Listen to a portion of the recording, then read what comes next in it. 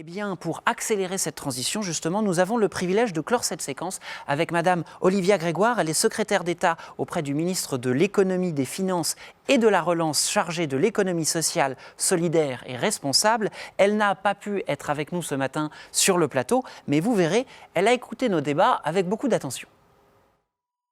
Bonjour à toutes et à tous, et absolument navrée de ne pouvoir être présente parmi vous aujourd'hui, mais je sais néanmoins que vous venez de parler de la relance et de l'opportunité qu'elle représente pour la transition écologique.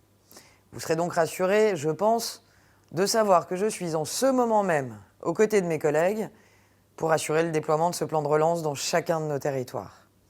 Je souhaitais vraiment, cependant, prendre quelques minutes de votre temps pour revenir sur quelques-uns des sujets dont vous avez discuté aujourd'hui. C'est une petite déformation professionnelle. Je ne peux pas entendre parler de responsabilité sans vouloir ajouter mon grain de sel. Qu'est-ce que vous voulez ?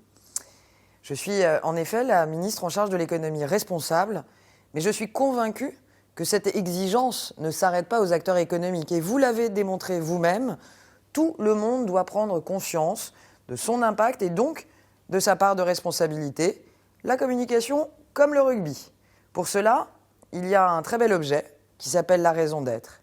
C'était un objet il y a quelques années, mais cet objet est devenu son propre sujet. Du moment qu'on définit sa raison d'être, qu'on se demande profondément quelle est son âme, on interroge tout ce qu'on fait quelque part. Si ma raison d'être est l'écologie, je dois donc m'interroger chaque fois que je prends ma voiture. Si ma raison d'être est de parler à tout le monde, je dois m'interroger chaque fois que j'ignore quelqu'un. Le concept peut se décliner à l'infini. La raison d'être, ce n'est pas tellement une raison d'agir, c'est vraiment plutôt une manière d'être. La France a trouvé dans la raison d'être une excellente manière de faire avancer la responsabilisation des entreprises, une responsabilisation qui répond à une exigence croissante des consommateurs, vous l'avez d'ailleurs dit, mais n'oublions pas que ces consommateurs sont aussi des citoyens, mais aussi des salariés, des épargnants. La raison d'être, ça n'est certainement pas le seul outil. Je pense même qu'il en existe des centaines d'autres et je pourrais vous en citer une dizaine d'autres, rien qu'au sein de la loi Pacte, qu'il s'agisse du fonds de pérennité économique, des sociétés à mission, du fléchage de l'épargne ou encore du partage de la valeur. Peu importe finalement les outils pour changer, l'important c'est de changer. Et sur ce point, la France a déjà beaucoup avancé depuis plusieurs années. Nous comptons parmi nos entreprises des champions de l'environnement, des champions du social, des licornes de la responsabilité et de la solidarité. Mais il reste un enjeu de taille. Celui de rendre tangible cette excellence qui n'est aujourd'hui qu'un bien immatériel. C'est tout le défi des prochains travaux et européens sur la performance extra-financière. Bientôt, très bientôt, les entreprises publieront des indicateurs unifiés et harmonisés de leur impact afin de rendre leurs activités comparables entre elles et dans le temps. C'est le sens de l'histoire, mais c'est surtout, je crois, le chemin d'une nouvelle compétitivité.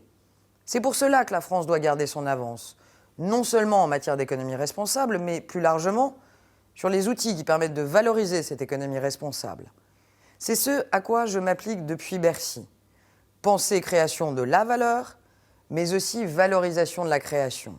Nous aurons besoin de vous, dans les prochains mois, dans les prochaines années, pour nous aider dans ce défi français, puisque votre raison d'être est apparemment de faire, et j'y crois, je pense que vous allez être servis.